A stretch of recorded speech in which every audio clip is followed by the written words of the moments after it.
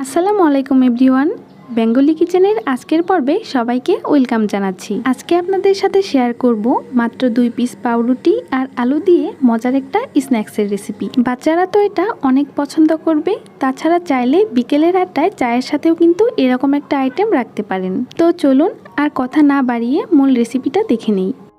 একটা বাটিতে আমি নিয়ে নিচ্ছি 7টা সেদ্ধ আলু।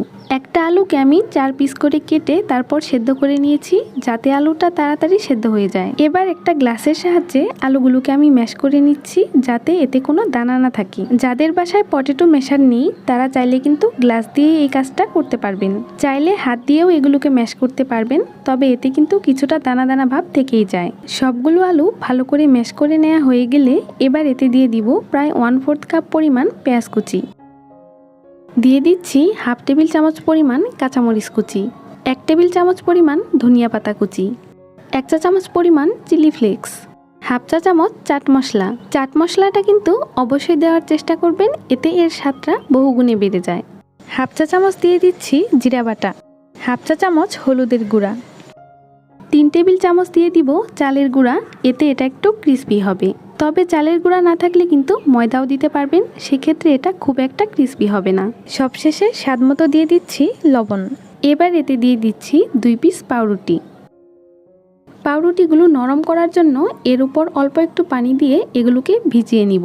খুব বেশি পানি কিন্তু দেয়া যাবে না, এতে ডোটা অনেক বেশি নরম হয়ে যাবে। 2 পিস পাউরুটির জন্য 2 টেবিল চামচ পরিমাণ পানি কিন্তু এনাফ।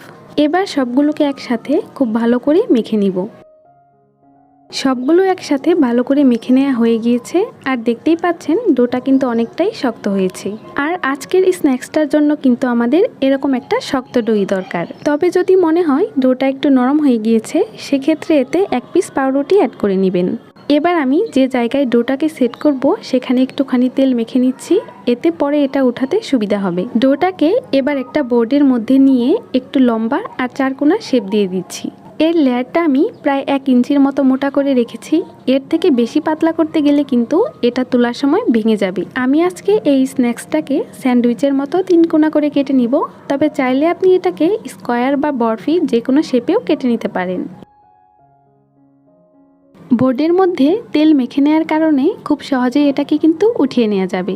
আর এটা ঠিক কতটা মোটা হয়েছে একটু কাছ থেকে আমি দেখিয়ে দিচ্ছি। চাইলে এটাকে সরাসরি তেলের মধ্যে ভেজে নিতে পারেন, তবে আমি এটাকে ব্রেড ক্রাম্বসের মধ্যে একটুখানি গড়িয়ে নিচ্ছি, এতে এটা ভাজার পর দেখতে সুন্দর লাগবে। এই তো এটা হয়ে গেল।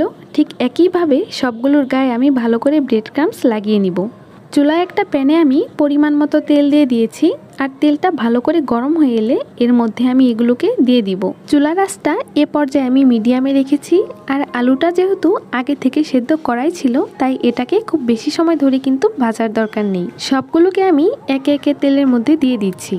একটা পাশ ভাজা হয়ে এলে অপর পাশটা উল্টে দিতে হবে। এভাবে কিছুক্ষণ উল্টে পাল্টে ভাজার পর যখন 2 পাশেই খুব সুন্দর একটা গোল্ডেন কালার চলে আসবে, তখন এগুলোকে তেল থেকে তুলে নিব। আর সবগুলো ভাজতে আমার সময় লেগেছে মাত্র 4 থেকে 5 মিনিট। একটা টিস্যুর উপর এগুলোকে তুলে নিচ্ছি, এতে এক্সট্রা যে তেলটা থাকবে সেটা ঝরে যাবে। ব্যাস তৈরি হয়ে গেল ঝটপট হাতের কাছে থাকা মাত্র অল্প কয়েকটা উপকরণে মজাদার এই স্ন্যাক্সটি। গরম গরম এটাকে পরিবেশন করুন টমেটো সস বা অন্য যে কোনো সসের সাথে। আর এই নাস্তাটা গরম গরম খেতেই কিন্তু একটু ক্রিস্পি আর বেশি মজার হয়। আজকের রেসিপিটি কেমন লাগলো কমেন্ট করে অবশ্যই জানাবেন, আর নিত্য নতুন এরকম আরও রেসিপি পেতে আমার চ্যানেলটিকে সাবস্ক্রাইব করতে ভুলবেন না। আজকে তবে এখানেই বিদায় নিচ্ছি। আল্লাহ হাফেজ।